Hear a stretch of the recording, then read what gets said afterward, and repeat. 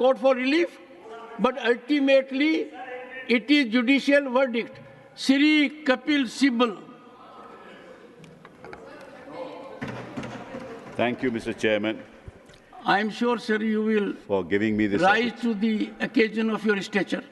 Thank you, sir. Thank you very much for giving me this opportunity to participate in this discussion on the 2024-25 budget.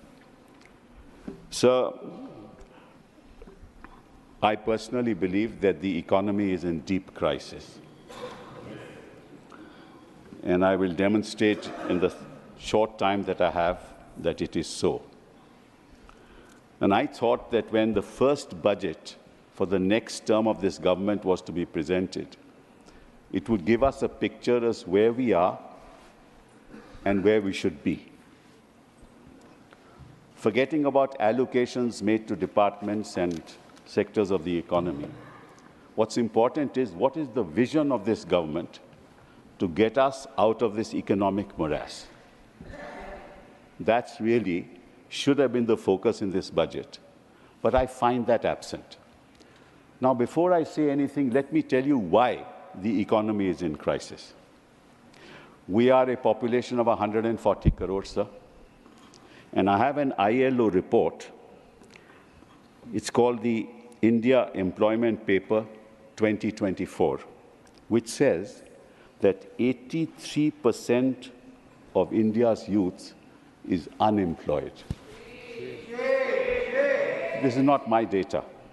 83% of India's youth is unemployed.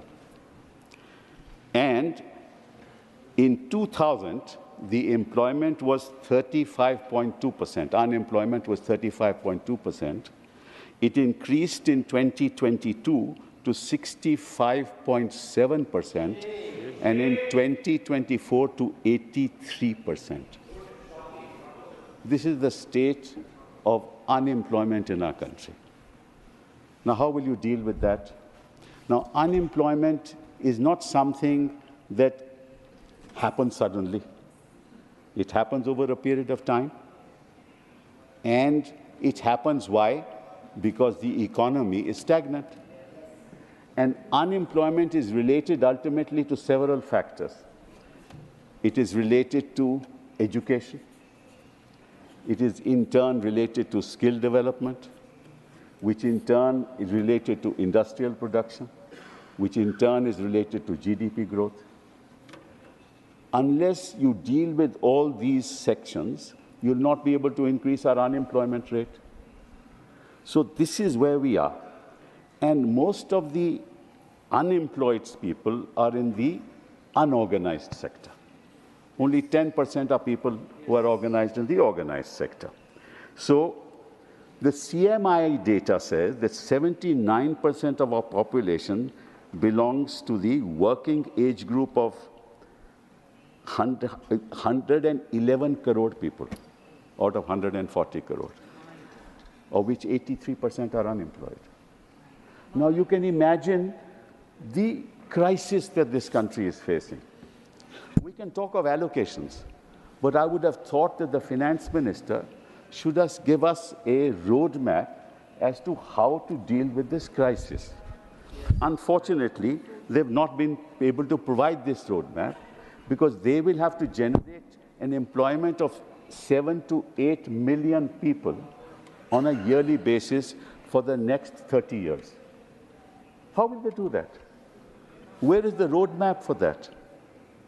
Now, every budget ultimately is a political statement, whether we presented it this side or you presented it that side. It is a political statement. And the fact of the matter is that you are strapped. The fact of the matter is that you know that unless you get 2 people on board, your government will not survive. So your allocations, therefore, have to be tailor-made to the demands of those 2 people. Nothing wrong with that. I mean, I'm not criticizing you for that because that's the only way you will survive. Nothing wrong with that. Now, sir, in the India Skill Report, which is prepared by India, it says 7 to 8 million job seekers every year and 12 million jobs needed every year. No roadmap. No roadmap for that. Now, so this is one aspect. I've given you the figures. Now I come to the second aspect. The second aspect is that the world is moving in one direction and we are moving in another direction. Why do I say so? So as you know, the rest of the world, there is a declining population. Young people are few, the aged people far outnumber them. In order to ensure that their economy continues to grow, they have to go for artificial intelligence. Artificial intelligence means that you produce the same thing not through manpower, but through machines. Now, that artificial intelligence is good for the European system or the United States of America or the developed world. But in India, if you have 83% of our people unemployed, you can't use artificial intelligence, right? Now, if you can't use artificial intelligence, industry per se has to use it because it otherwise won't be able to compete with the rest of the world. So that sector of the economy, which is the IT sector, which has to use artificial intelligence, will start losing jobs. And your economic survey says that 0.3 to 0.4 job loss will take place in the IT sector. So the sector which gives you the maximum employment, because they have to compete with the rest of the world, is going to start losing jobs. And in fact, there's been no recruitment in this year in the IT sector. So where the economy is actually productive, you will lose jobs. And where the economy cannot afford artificial intelligence, you need jobs. And there is no roadmap for jobs. So this is a very serious issue that confronts this government.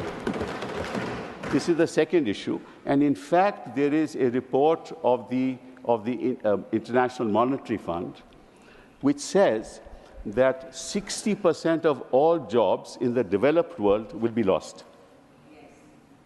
And 40% of all jobs in the rest of the world will be lost. So if the 40% of the jobs in our part of the world are lost, where are people going to get jobs? Where are they going to earn? Who is addressing this issue, sir? This country needs minds to look at issues, not at politics. You and I are together for the country, not for BJP or Congress or Samajwadi Party or some other party. The nation comes first, sir. And unless the youth of this country, and unless you empower the youth of this country, where will our nation go? Now let me come to the third issue, which is education. So there has been an increase, a slight increase in the education budget. It's not right that there's been a decrease. There's a slight increase in the education budget, but it's still less than 6%, which is what the promise was for a long period of time. But be that as it may, I'm not talking about education. The education structure in our country is what, sir? You get a BA honors in history, you get a BA pass degree, you get a BA honors in economics, you get a BA honors in political science, and ultimately you can't get a job. Where are those jobs? So your entire education structure has to be revitalized, reconfigured in order to marry it into skills. In order to marry it into skills, you need a revamp of the secondary level education system of our country.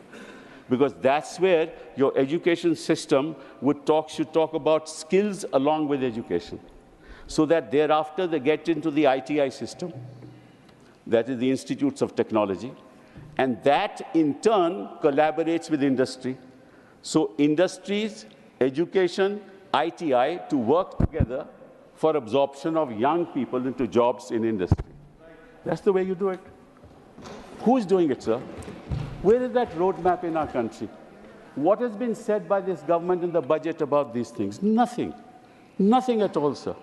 And unless you skill our people, you're not going to give them jobs. So what will happen, sir? They all get self-employed. तो कोई दुकान डाल देता है, कोई कहता है कि मैं लोडर का जॉब ले लूँगा. हाँ, आपके बॉम्बे में क्या हुआ आप जानते हो, मैं उसके बारे में बात नहीं करूँगा. 47 लाख एप्लीकेशन और 60,000 jobs for inspectors in Uttar Pradesh. 47 lakh application. वो जॉब क्या करेगा? कोई युवा करेगा क्या? युवा को अगर जॉब नहीं मिलेगा तो फिर क्या होगा सर? वो इस किस्म की पॉलिटिक्स करता है जिसका ये वर्णन कर रहे थे, कि उनके पास और तो कुछ करने को है नहीं। सर 2 मिनट मैं बैठ जाऊंगा। 10 minutes. You look at the watch. 10 minutes. Okay, 1 more minute. Sir, you take time from our Yes. Okay. 1 second. Okay, 1 second. Sir, let me Honorable tell you. members, 1 second. I'll sit down, sir. No. Mr. Kapil Sibal had to his account 5 minutes. I said he will have 10 minutes. So it is not that I am not looking No, at you've it. been very kind, sir. And no in the issue. Business Advisory Committee, at the suggestion of the Leader of the House... I wanted to, sir... One second. We'll add the time. At the suggestion of the Leader of the House, and everyone agreed, Mr. Derek O'Brien, Mr. Tiruchi Shiva, that to give a member 3 minutes, he can hardly contribute. That is why I'm increasing the hours. Since I met him in my chamber, and we had settled for 10 minutes, but go for 15 minutes, sir. Go ahead. So that's very kind. Another 5 minutes. But after 5 minutes, I'm sure you'll take the seat. No problem. So whenever you ask, I have no desire, Malas, to bore the House on issues, Malas. Now let me tell you another issue, Malas, which is very important. Why is it important? So as you know, that ultimately allocations are made not by government, but by Finance Commission. The 15th Finance Commission made the allocations as to which state is to get how much money. There's some element of politics in that, but let's leave that aside. The Finance Commission said that 41% of the revenues that are earned will go to the states. Right, sir? Now, what actually happened? What actually happened is that the central government started to impose cess and surcharge. Now, cess and surcharge is not allocated to the states. Yes. Right? So all that comes into the kitty of the central government. And the result is today, sir, that the states are getting only 32% of the total resources that the central government gets. 32%. It is supposed to get 41%. It is correct, but it's getting at the moment 32%. Now the problem is, sir, that also the expenditure is monitored by the Union of India. My request to the finance minister through you, sir, is the following. You cannot monitor education from Delhi. You cannot monitor healthcare from Delhi. Correct. It's not possible. India is such a vast country, and I have been Minister for HRD. I know how difficult it is to monitor. What is happening in Arunachal will not happen in Uttarakhand. What's happening in Uttarakhand will not happen in Maharashtra. You need a model for each state government as to how they want to take their children forward. For God's sake, give that money to the state government. Let them do what they like to do with education. Let them do what they like to do with health. That's the third point I want to make. And the last point I want to make is the following. Sir, no country has ever progressed unless it has invested in Africa. And in a country like Japan, Germany, other parts of the world, this is the kind of expenditure on R&D that is being done. India, it is $47.57 billion, right, over a population of 140 crores. In Israel, it is $16 billion. In Japan, it is $172 billion. In US, it's $606 billion. In Germany, it's $131 billion. In China, it is $514 billion. Why is that, sir? The reason is all wealth is not created by industry. It is created in the university system. Through what? Through ideas. These ideas are translated into prototypes, and then angel investors come, invest in those prototypes. They then are translated into goods and services, and those goods and services ultimately sell. Now, if you do not invest in R&D, either in agriculture, and that is the biggest bane of our country, that you are talking about 2 lakh crore for the agricultural community, but no real expenditure on R&D in agriculture. If you spend 100 crores in agriculture, your return will be 1,000 crores. Therefore, all wealth is created in the university system, both in the United States and in China. And here you are controlling universities. Please allow the education system to be free. Do not interfere in the education system of our country. Do not interfere. And once you give enough resources to the university system, they will produce wealth in themselves. And that's how employment will be generated. And there are several agricultural economists in this country who have been saying this. Invest in R&D in agriculture, including some of the people who have written newspaper articles recently. And what you have done in agriculture today, you have increased it by 5%, the budget by 5%. That's going to give you nothing, sir. So please free your mind from control. You want to control the politics of this country. You want to control the economy of this country. It can't happen from New Delhi. Give us freedom. Give the states freedom. Give our citizens freedom. Give our women freedom. Give our youth freedom. It's only then that India will rise and we will become a Viksit Bharat. Thank you very much. Shri G.K. Vasan.